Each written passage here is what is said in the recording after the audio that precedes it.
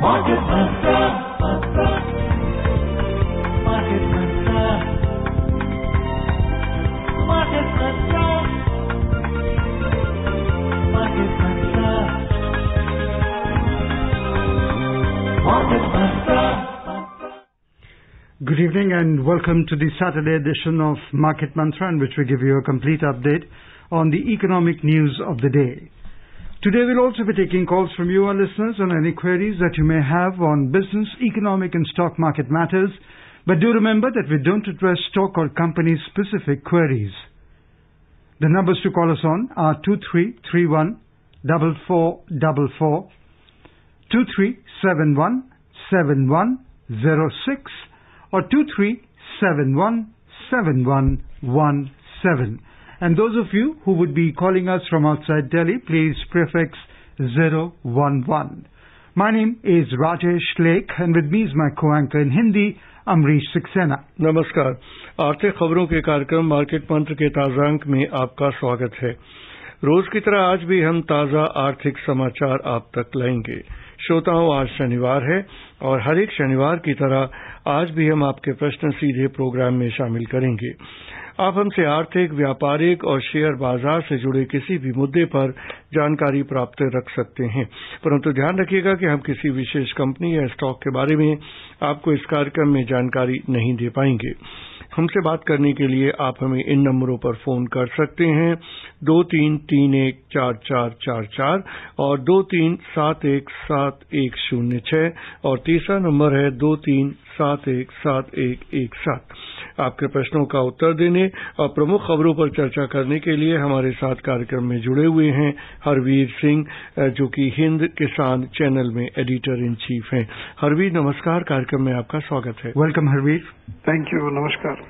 और पहले हेडलाइंस लेके मौजूद हैं राजेश लेख। Domestic equity indices logged gains of around 2.5% amid positive global markets in the business week ended yesterday. Rupee witnessed strong weekly appreciation of 1 rupee and 45 paise against the US dollar, and the US indices hit record highs supported by surge in technology stocks. कल समाप्त हुए सप्ताह में दुनिया के बाजारों में अच्छे प्रदर्शन के बीच घरेलू शेयर बाजार लगभग 2.5% तक बढ़े। सप्ताह के दौरान अमेरिकी डॉलर के मुकाबले रुपए के मूल्य में 1 रुपये 45 पैसे की तेजी आई और टेक्नोलॉजी शेयरों में तेजी के चलते अमेरिकी शेयर बाजार रिकॉर्ड ऊंचाई पर पहुंचे।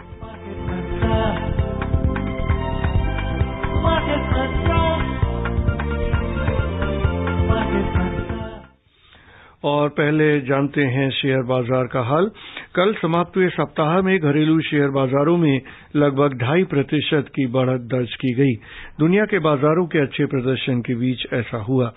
कोरोना वायरस के संभावित इलाज को लेकर बंधी आशा और व्यापारिक गतिविधियों के चलते निवेशकों में उत्साह के परिणाम स्वरूप विश्व के शेयर बाजारों में बढ़त का रुख रहा। सेंसेक्स 39,400 अंकों के ऊपर जाकर बंद हुआ, जबकि निफ्टी सूचकांक 11,600 अंकों के पार चला गया। सप्ताह के दौरान सेंसेक्स 1,033 यानी 2.69% बढ़कर 39,467 अंकों पर बंद हुआ, जबकि निफ्टी 276 अंक यानी 2.42% की तेजी के साथ 11,648 अंकों पर जा पहुंचा। बंबई शेयर बाजार के व्यापक बाजार में मिड कैप इंडेक्स 1.9% और स्मॉल कैप इंडेक्स 2.5% बढ़ा। We have a first caller online with us from Delhi. Amit, we welcome you to Market Mantra. Please ask your question. Hello ji, सवाल पूछे अपना अमित। सर, मेरा 2 सवाल है कि जो मार्केट में इंट्राडे ट्रेडिंग कराते हैं तो क्या इसके लिए कोई फॉर्म रजिस्टर्ड होती है सेबी के पास?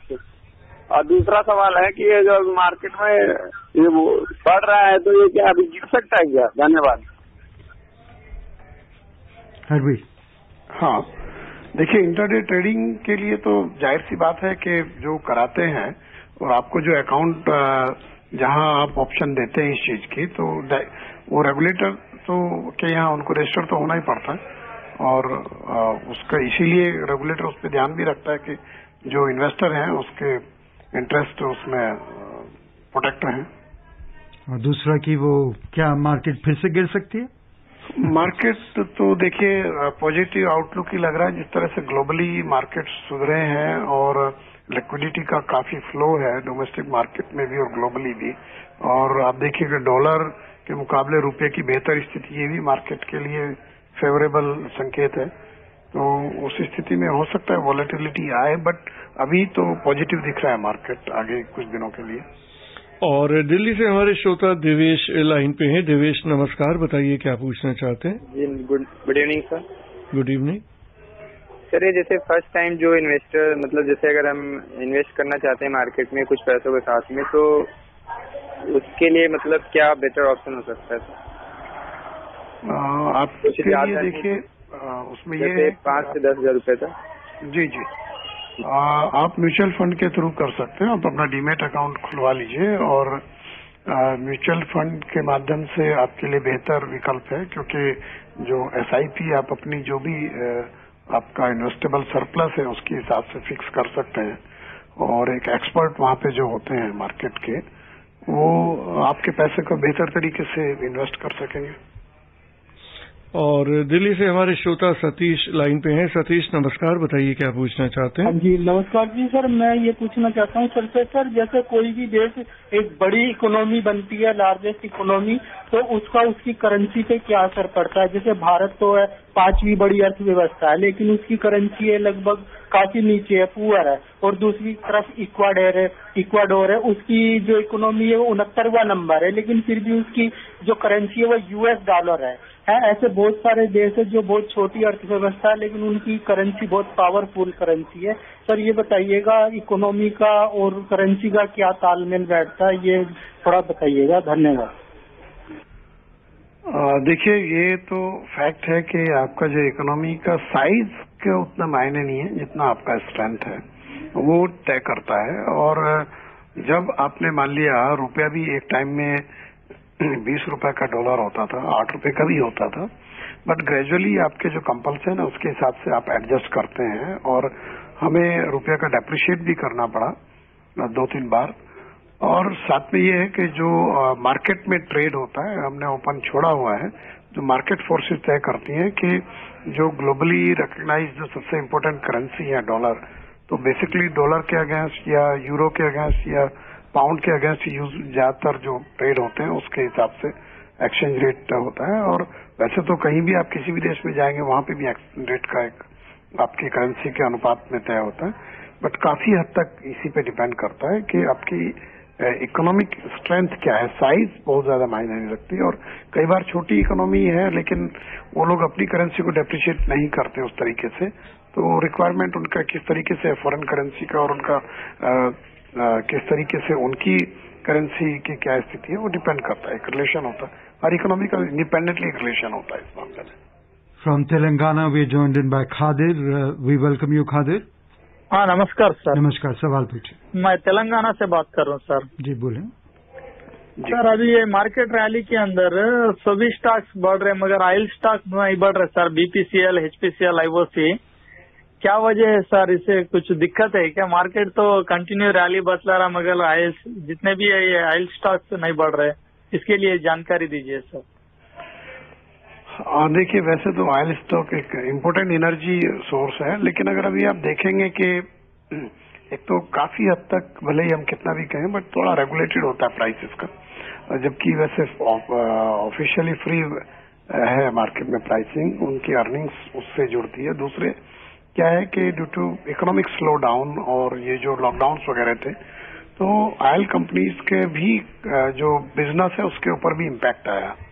अगर आप देखें अभी भी जो पेट्रोलियम प्रोडक्ट्स का जो कंजम्पशन है वो अभी सामान्य स्थिति में नहीं है उस तरीके से, अभी जो एवरेज होता था पहले, जबकि ग्रोथ होनी चाहिए थी इकोनॉमी के साथ में उसमें, लेकिन अभी अबनॉर्मल टाइम है, तो ये एक फैक्टर हो सकता है। साथ में जो इंटरनेशनल मार्केट में भी आप देखेंगे कि ऑयल कंपनीज के लिए कोई बेहतर संकेत नहीं है अभी भी जो है, क्योंकि अगर कंजम्पशन का ग्रोथ बेहतर दिखेगा तो उनके लिए परिस्थितियां बेहतर होती हैं, और इसलिए अब ग्लोबल मार्केट में भी जो ऑयल कंपनीज है उनके स्टॉक्स में भी बहुत रैली उस तरीके की नहीं दिखती है।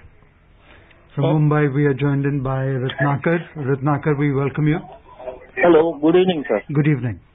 हाँ, मार्केट तो अभी 39,000 तो हो गया, लेकिन उसका आगे गिरना कभी संभव है, ये एक सवाल है।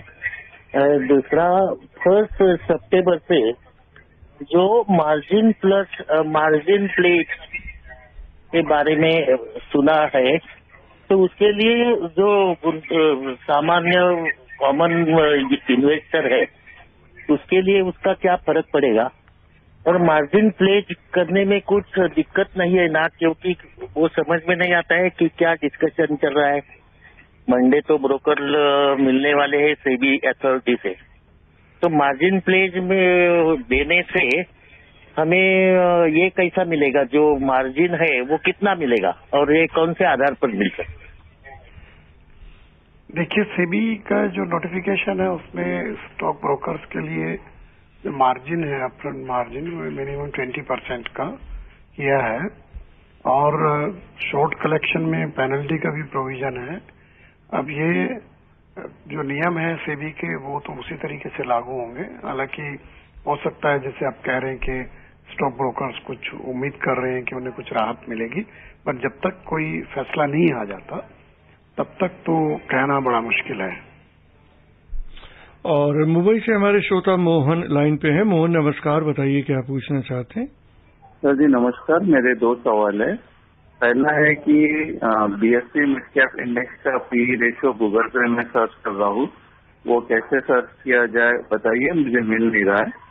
सेकेंड सवाल है मेरा कि ये जो लिक्विडिटी के ऊपर में टैप लगाता है अगर यूएस, तो वो किस उसका प्रोसेस क्या रहेगा? धन्यवाद। क्या गूगल पे सर्च करने की बात का? I think this is your, ये तो आपको जो आप सर्च करना चाह रहे हैं उसके लिए तो कोई सर्च इंजन के बारे में ठीक से आपको जानना चाहिए। I can't answer direct this question. Okay, from Karnataka we are joined in by Joseph. Joseph, we welcome you. Okay, thank you. Yeah, please go ahead and ask your question. हाँ, मैं हिंदी में बोल रहा हूँ। हाँ, प्लीज। अभी पहली बार करा था, मुझे सेटिस्फैक्ट्री आंसर नहीं मिला। सवाल पूछे अपना जोसेफ। अभी डीमैट अकाउंट खोल रहे हैं हम जी। वो करवी का स्कैंडल हुआ ना, आप अपना सवाल पूरा करिए, बीच में रुकिए नहीं। ओके, अभी डीमैट अकाउंट के लिए पीओ ये साइन नहीं करते बोले तो नहीं कर रहे हो अकाउंट, इसलिए पूछने को फोन किया था। हरवीर जी, कुछ क्लैरिटी नहीं है। इनका डीमैट अकाउंट है, वो लाइन पे नहीं है हरवीर इस समय जी, बट वो आई थिंक जो मेरी समझ कहती है कि वो कह रहे हैं कि डीमैट अकाउंट नहीं कर रहे हैं एक्टिवेट, और वो उसके कारण वो अपना, क्योंकि वो कार्बी में थे इसलिए कोई प्रॉब्लम आ रही है। बट उसके लिए तो उनको they have to go to the grievance, उसी में जाना पड़ेगा उनको, ग्रीवेंस सेल में। ग्रीवेंस के लिए अपना कंप्लेंट करना पड़ेगा, बाकी तो और कोई रास्ता नहीं बनता है। ओके। और मुंबई से हमारे चिरपरिचित श्रोता मुजाहिर खान जी लाइन पे हैं। मुजाहिर खान जी नमस्कार। बहुत बहुत शुक्रिया आपका, राजेश जी को और मेरे हरिवीर जी को बहुत बहुत प्यार भरा नमस्कार। नमस्कार जी। हरिवीर जी, मैं एक शिकायत करना चाह रहा हूँ आपसे। जी जी बताइए। हाँ, सबसे बड़ी बात यह है कि हमारे इंडिया के अंदर 2% से ज्यादा शेयर मार्केट में इन्वॉल्व नहीं है। बहुत कम मुश्किल से लोग आना चाहते हैं, देखिए हमारे माहिरीन जो है वो उनको म्यूचुअल फंड में बेचते हैं। क्या गारंटी है कि म्यूचुअल फंड में कमा के निकलेंगे? या अगर उनको कोई सही तरीके से उनको नहीं मिला तो कम से कम 90% जो है वो उम्मीद ये लगती है कि उसने भी नुकसान उठा के फिर शेयर मार्केट की तरफ वो कभी मुड़ के देखेंगे भी नहीं। मैंने हमेशा पहले ये कहा था कि पहले ये लोग अगर घर में बैठ के 4-5 अपना सेलेक्ट करके और उसमें अगर ये खाली तरीके से लेन देन करें, मैं समझता हूँ 1-2 महीने में बेहतरीन तरीके से ये ट्रांजेक्शन कर सकते हैं। मैं ही चाहूंगा कि अगर ये लोग खुद ही बैठ के 2-4 निकाल के और उसमें से करना शुरू करें कि कुछ बैंक ले लिए, कुछ ये ले लिया, कुछ वो ले लिया, और उसमें इनको नुकसान नहीं होगा, खाली वैसे ही घाटा होगा, और उसके बाद में सीखते सीखते 2 महीने के अंदर आ जाएंगे। मैं ही चाहूंगा कि इंडिया के अंदर कम से कम 25% लोग जो है शेयर मार्केट में आएं और तरक्की करें। देखिए, सबसे बड़ी बात ये होती है कि हम अगर ड्राइविंग सीट पे हम खुद बैठे हैं तो हम कहाँ जा रहे हैं वो हमें मालूम है, किस तरह बचना है क्या नहीं करना। अगर हमारी ड्राइवर सीट पे कोई ड्राइवर बैठा हुआ है तो कैसे चला रहा है हमें नहीं मालूम, ना कहाँ ठोक देगा क्या करेगा। तो खुद ही अगर मैं समझता हूँ कि शेयर मार्केट में आके ये लोग खुद इन्वेस्टमेंट और खुद करेंगे तो मेरा देश भी तरक्की करेगा और इन लोगों को भी फायदा मिलेगा। शुक्रिया, बुरा आदमी मानना भाई आप। नहीं, देखिए आपने सही कहा है कि जो शेयर मार्केट में जो पार्टिसिपेशन है वो 2% से कम है और ये इसमें कोई दो राय नहीं। बहुत लंबे समय से अगर आप देखेंगे कि इसमें पार्टिसिपेशन का जो रेशियो है हमारे पॉपुलेशन का वो नहीं बढ़ रहा है, यह बहुत स्लो ग्रोथ है। अब उसमें एक तो ये मानिए कि बहुत सारे लोग ऐसे हैं कि जिनको स्टॉक्स और किस तरह से इन्वेस्टमेंट करें और कैसे उसको फिर आप ट्रेडिंग करें उसके बारे में बहुत ज्यादा समझ नहीं होती। दूसरी, जैसे आपने सुझाव दिया है कि खुद करके लोग कुछ थोड़ा सीखें, घर में थोड़ा जानें, फिर उसके बाद इन्वेस्ट करें, but it is not necessary. बहुत सारे लोगों के पास उस तरीके का मौका नहीं होता, समय नहीं होता और फाइनेंशियल नॉलेज नहीं होती कि वो कंपनी की बैलेंस शीट ठीक से समझ लें और उस सेक्टर के बारे में भी जान लें, क्योंकि आपके पास कुछ एक बेसिक मिनिमम इन्फॉर्मेशन होना चाहिए जब आप किसी कंपनी के स्टॉक में डायरेक्ट इन्वेस्टमेंट करना चाहते हैं। तो दूसरे कुछ लीगल फॉर्मेलिटीज भी होती हैं, कुछ कानूनी प्रक्रिया ऐसी होती है जिसके बारे में आप बहुत ज्यादा नहीं जानते, तो इसलिए लोग कोशिश करते हैं कि म्यूचुअल फंड रूट में चले जाओ, आपने इन्वेस्ट किया तो बाकी आपका बहुत सारी चीजें उसमें क्लियर आ जाती है। तो और ये रास्ता भी रहा दुनिया भर में है कि लोग उनके पास एक सर्टन इन्वेस्टेबल सरप्लस है, उसको किसी भी रूट में और किसी ऑर्गेनाइजेशन के माध्यम से डालते हैं। तो ये है, बट ये भी कोई गारंटी नहीं कि म्यूचुअल फंड का इन्वेस्टमेंट रिटर्न लेके ही आएगा, बट मार्केट कैसे मूव करता है उससे और इकोनॉमी कैसे मूव करती है, ये सब चीजें उसमें फिर मैटर करती है। Harvi, there are a lot of advantages also related to mutual funds like economies of scale, diversification, liquidity and professional management. So कुछ उसके डिसएडवांटेज भी हैं, लेकिन जो एडवांटेजेस मैंने बोली हैं दे आर ऑल्सो देयर। कोई और आपके लिए मैनेज कर रहा है, वो यही इंजॉय सर कह रहे थे कि अपने आप मैनेज करो तो अपने आप समझोगे कि क्या करना है। But then once it is professionally managed by a fund manager, वो पूल इन करता है सबके रिसोर्सेज और फिर खरीदता है या बेचता है। वो diversification that we are talking about and economies of scale that we are talking about. So yes, that is the advantage. No, they have a very usually a research team is there, qualified professional in basically investment experts are there, and economy of scale is also there. Yeah. You divide your funds into multiple products. Yeah. So that's why individual cannot do all these big things, and many people do intraday trading, and sometimes they gain, sometimes they lose. But there are people those who makes money also. But everybody cannot be the same level as a player in the market. Yeah. Joining us now from Chennai, we have Pradeep Kumar. Pradeep, we welcome you. नमस्कार sir. नमस्कार sir, मेरा question है कि यहाँ पे एक तरफ सरकार डिजिटल ट्रांजैक्शन को बढ़ावा दे रही है और दूसरी तरफ बैंक ट्रांजैक्शन चार्ज काट रहे हैं, तो कहाँ तक सही है? इसको कुछ टिप्पणी कीजिए। Thank you. देखिए, डिजिटल ट्रांजैक्शन को तो बढ़ावा देने की कोशिश कई साल से चल रही है और उसमें यही था कि जिससे ज्यादा से ज्यादा लोग डिजिटल कैश का फ्लो कम हो जाए, कैश का लेन देन कम हो, इवन चेक्स का भी लेन देन कम हो, जिससे कि डायरेक्ट फंड ट्रांसफर हो। पेमेंट्स के लिए बड़ी कोशिश हुई है कि लोग डिजिटल पेमेंट करें, डेबिट कार्ड के थ्रू, क्रेडिट कार्ड के थ्रू, और उसमें गवर्नमेंट ने इंसेंटिवाइज भी किया। अगर आप थोड़ा पीछे जाओ तो गवर्नमेंट ने जो है, अगर आप जो लेन देन करते हैं उसमें उसमें चार्जेस को कम किया गया, तो ये है। बट बैंक्स के यूजर चार्जेस हैं, काफी सारे हैं, उनके ऊपर चर्चा होनी चाहिए, रिव्यू होना चाहिए। और वो सिर्फ डिजिटल को लेकर नहीं, बहुत सारे चार्जेस हैं। आपका मिनिमम बैलेंस मेंटेन करने से नीचे आप जाएंगे तो पेनल्टी है, आपका मल्टीपल ट्रांजैक्शंस आप करेंगे उसमें चार्जेस हैं। तो इट डिपेंड्स, बट डिपेंड, ये वेरी करता है bank to bank. It's not necessary. कुछ बैंक्स काफी सारे सर्विसेज आपको फ्री में भी देते हैं। Pradeep from Sonipat joins us now. We welcome you, Pradeep. Ask your question. नमस्कार जी। सवाल करूंगा सर मैं। नमस्कार जी, मेरा क्वेश्चन ये है सर, जैसे कि सरकारी बैंकों में पीपीएस अकाउंट होता है, तो तो आपको जानकारी हो तो मुझे ये बताइएगा कि जो सिटीजन होती हैं क्या वो भी इसको ले सकते हैं और कितनी उम्र से, यानी कि 18 से लेकर कितनी उम्र के बीच में इसको करवा सकते हैं। एक तो क्वेश्चन ये है। और आपके पास जानकारी इसकी यह हो कि इसमें अभी टीपीएस अकाउंट में इंटरेस्ट क्या चल रहा है। मैं राजेश थोड़ा सुन नहीं पाया, कौन सा अकाउंट इन्होंने बोला है? सीनियर सिटीजन का बोला है क्या? जी मुझे भी सुनाई नहीं दिया है। आपसे गुजारिश है आप फिर से एक बार कॉल करें। और तब तक राजेश हम लेते हैं आज की अगली खबर। कल समाप्त हुए सप्ताह में डॉलर के मुकाबले रुपए के मूल्य में ₹1.45 की बढ़त दर्ज की गई। $1 का मूल्य ₹73.39 रहा।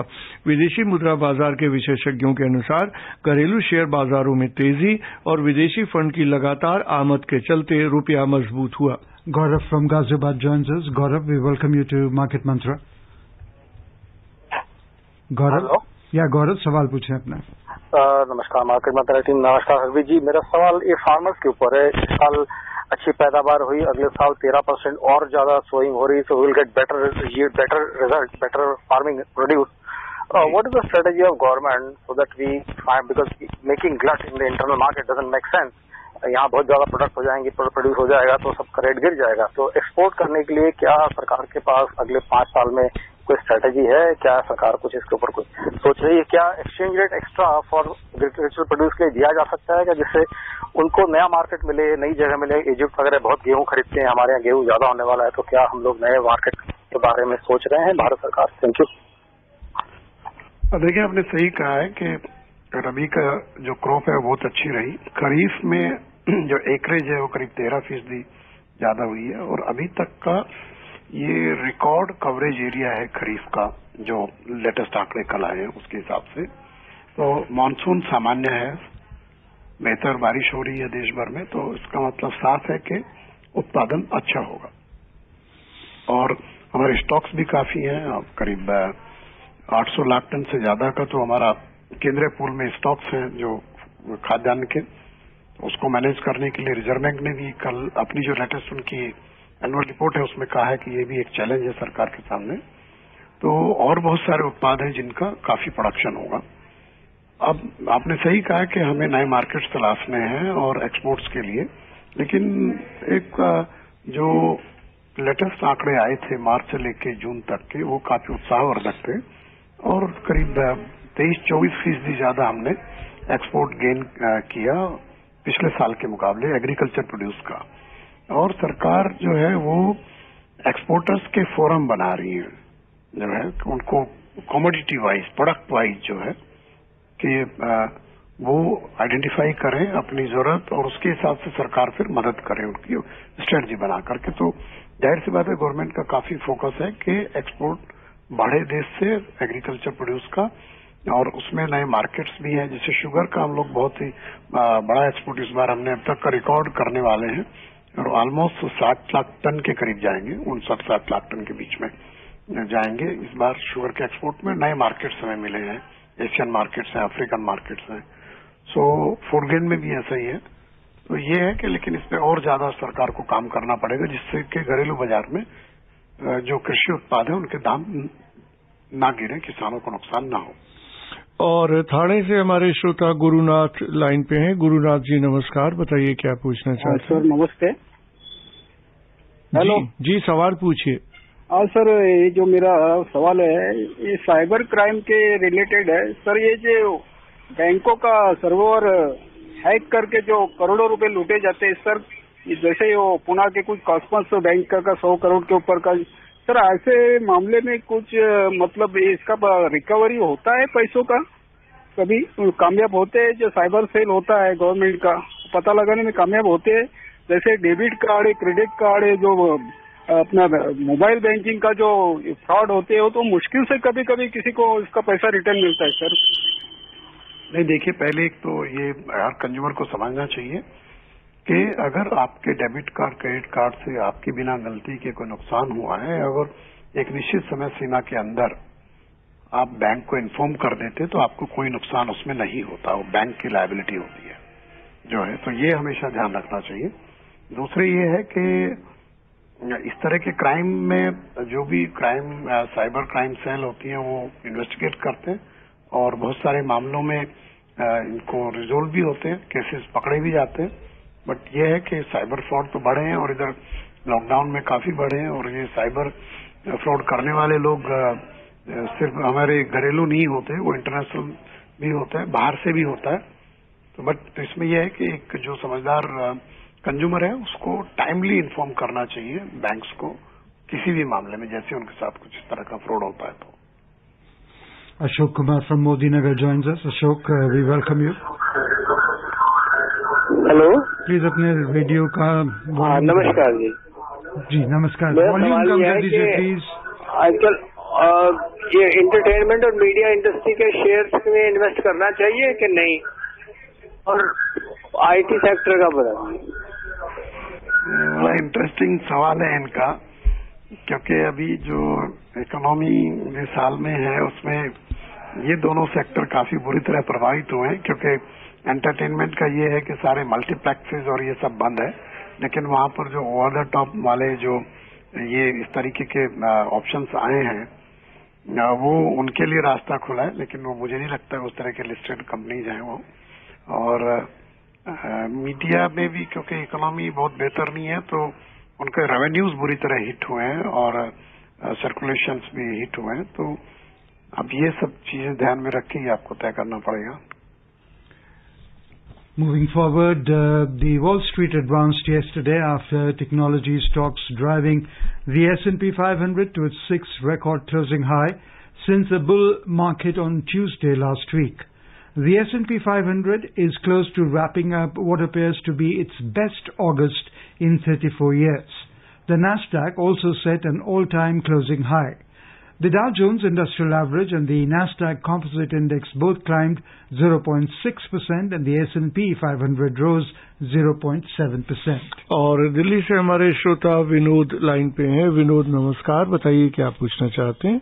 नमस्कार जी सर, मैं हरवीर जी से पूछना चाहूंगा कि मैं जो मेरे पास जो लैंड है गांव में, और मुझे फार्मा की एग्रीकल्चर करनी, फार्मा को कैसे बढ़ावा दिया जा सकता है, यानी इससे रिलेटेड जानकारी मैं कहाँ तक कलेक्ट करूँ। Okay, thank you.